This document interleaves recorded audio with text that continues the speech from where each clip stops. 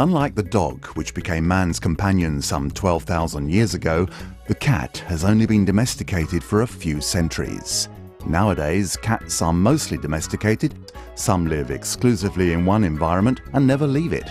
Others grow up in a mixed environment, living both indoors and outdoors.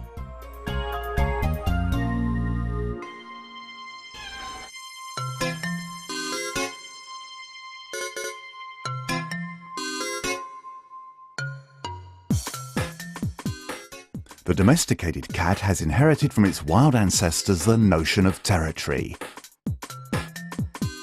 Whether or not it goes out of doors, its size will depend on the animal's lifestyle. 8,000 square meters on average for an outdoor cat and just 30 to 100 square meters for an indoor one.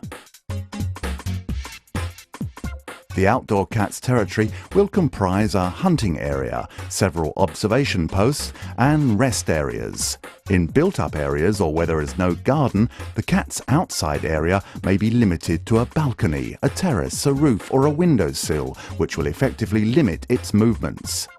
It will take every opportunity to use vantage points to spy out the landscape, and it will mark out its frontiers by visible signs or by smells. Nature is not without its dangers. On its territory, the outdoor cat runs certain risks. Accidents, fights with other cats or other animals, injuries, internal or external parasites like ticks or fleas, or poisoning by eating contaminated animals or toxic plants. Sterilizing an outdoor cat changes its behavior, its movements and its activities. Its territory is likely to be more restricted. Less sexually aroused, it will no longer go off after a female on heat and will thus be less at risk of road accidents or from fights with rivals. Even if it lives only indoors, the cat will have a territory. It needs to be given a scratching post to express its property mark. A cat living indoors, like an outdoor one, will look for a suitable vantage point from which to survey its territory. It likes anywhere with lots of nooks and crannies and discreet lookout posts which offer greater security than can be found in wide open spaces. Within its territory, the cat organises its life in different areas, each devoted to a particular activity, as for example food, natural functions or sleep. These areas will generally be inside within the house or flat. Whether it lives indoors or outdoors, sleep is the cat's main activity. The indoor cat can sleep up to 18 hours a day, while the outdoor cat makes do with only 12 to 14 hours sleep.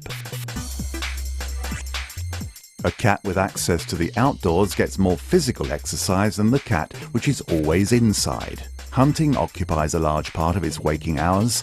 It can spend 4 to 8 hours doing this. That may sound a lot, but only one hunt in 15 is successful. But all this means that when hunting, the outdoor cat uses up a lot of energy. In addition, it has to adapt its metabolism to changes in temperature. For the cat which lives indoors, play will replace stalking. The cat's owner needs to encourage the animal to play so it gets sufficient exercise to avoid putting on weight. The risk of obesity is in actual fact 40% higher with indoor cats. When it is not hunting, the cat spends a lot of time grooming itself. A soft, shiny, brightly coloured coat is also the sign of a healthy cat. The thickness of the coat and how often it molts also reflects the animal's lifestyle. Whatever its lifestyle, all cats groom themselves. However, it must be said that they do not all spend the same time doing it. The cat which stays indoors spends much more time licking itself. It's also the case that living in an apartment which is warm and well lit all the time leads to almost total disappearance of pronounced molting seasons. The cat will lose hair constantly throughout the year instead of molting at regular intervals. For the cat, which can go outside, 50% of annual hair loss is concentrated into 4 months. Because it remains in contact with natural cycles and in particular with seasonal changes. Its coat is exposed to all kinds of weather, to changes in temperature, to natural light and to the cycle of day and night, which has a significant impact. Its coat therefore adapts naturally to changes in climate, a thicker coat in winter, thinner in summer.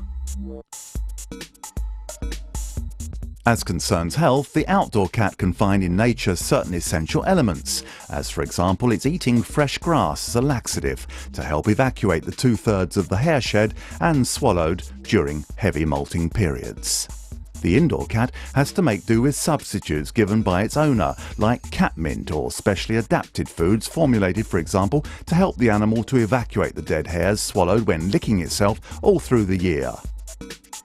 Also, as concerns health, the outdoor cat is obviously more exposed to virus infections than the cat which never goes out. A cat which is allowed outside thus has 3 to 30 times the risk of contracting an infection disease from mixing with others of its species in natural surroundings.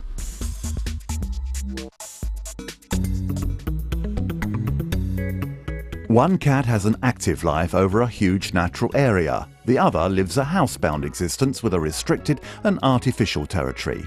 Over and beyond the activity level and the behavioural aspects, these different lifestyles have a profound effect on the animal's nutritional requirements. These new relationships between the cat and its environment, this adaptation to the human world, have created specific needs. Analysing the health and nutritional consequences of these differences and devising a diet in perfect accord with each lifestyle. That is the way to ensure a cat's well-being and a long and healthy life.